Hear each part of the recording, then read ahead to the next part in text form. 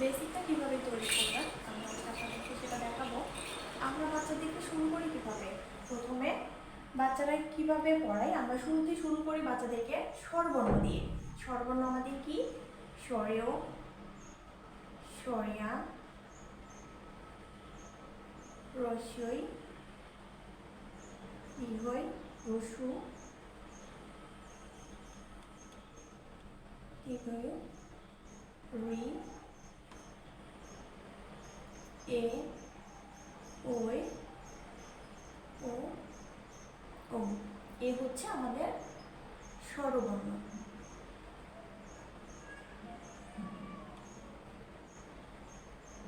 আচ্ছা, আমরা বাচ্চাদের প্রথমে স্বরবর্ণগুলো শেখাই, তার পরবর্তীতে কি করি, আমরা লেখাই। এটুকুই শেষ না, এটুকুই শেষ না, তাদেরকে যদি আমরা মূল থেকে শেখাতে চাই তাহলে আমাদের কি করতে হবে, আমাদের এখানে তাদেরকে পরিপূর্ণভাবে শেখাতে হবে। পরিপূর্ণ কিভাবে শেখাবেন, এটা হচ্ছে আমাদের স্বরবর্ণ। আমাদের অনেকগুলো প্রশ্ন হয়, তারা যখন বিভিন্ন প্রতিযোগিতামূলক পরীক্ষা দিতে যাবে তখন কিন্তু এই স্বরবর্ণ থেকে অনেকগুলো প্রশ্ন হবে। কেমন সেটা দেখাচ্ছি। প্রথমে একটা প্রশ্ন হয়, বাংলা বর্ণমালায় মোট স্বরবর্ণ কয়টি? বাংলা বর্ণমালায় মোট স্বরবর্ণ, মালায় মোট স্বরবর্ণ কয়টি? স্বরবর্ণ মোট কয়টি? আচ্ছা, উত্তর কত? 11টি। এটা হচ্ছে আমাদের একটা প্রশ্ন, কিন্তু বাচ্চাদের শুধু আমি বোঝালাম যে বাংলা বর্ণমালায় মোট স্বরবর্ণ 11টি, ব্যাস। এরপরে আমাদের প্রশ্ন কিন্তু আরও আসবে, সেটা কি, বাংলা বর্ণমালায় মাত্রাহীন বর্ণ কতটি?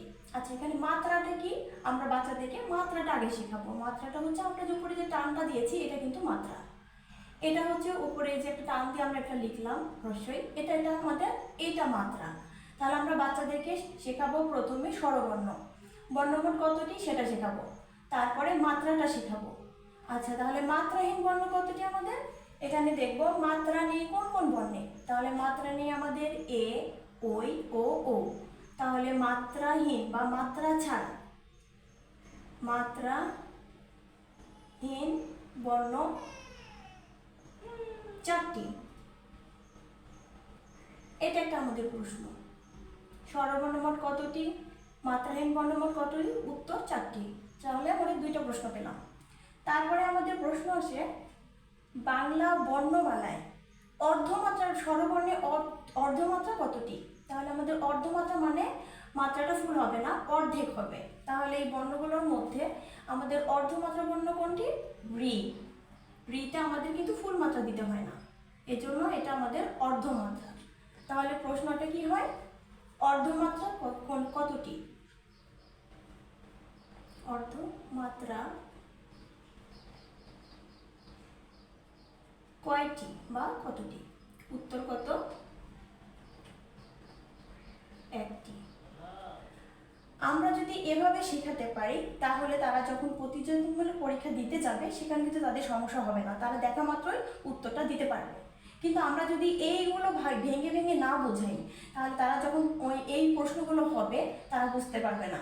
এজন্য আমরা কি করব, শুরু করব একদম মূল বেসিক থেকে, তাদেরকে মূল থেকে শেখাবো। আমরা স্বরবর্ণ শেষ হয়ে গেলে চলে যাই ব্যঞ্জন বর্ণে, কিন্তু এই মূলগুলো যদি না শেখাই এখন তারা বিভিন্ন সমস্যা পড়বে, কারণ এখন প্রতিযোগিতা প্রত্যেকটা ক্ষেত্রে বেড়ে গেছে। তো আমরা এইভাবে মূল থেকে শেখাবো। আবার আরেকটা প্রশ্ন আসে, সেটা হচ্ছে যৌগিক বর্ণ কতটি? যৌগিক বর্ণ আমাদের কয়টি? আচ্ছা, যৌগিক বর্ণ আমাদের আছে মাত্রাহীন বর্ণ, অর্ধমাত্রা বর্ণ, যৌগিক বর্ণ। যৌগিক বর্ণ হচ্ছে আমাদের ও, ও। এটা আমি না পরে বোঝালাম, এই কয়টা আপাতত বোঝালাম। পরবর্তী ভিডিওতে আমি আপনাদেরকে যৌগিক বর্ণটা বুঝিয়ে দেব। আর স্বরবর্ণ যখন হয়ে যাবে আবার ব্যঞ্জন বর্ণটা আমি দেখিয়ে দেব।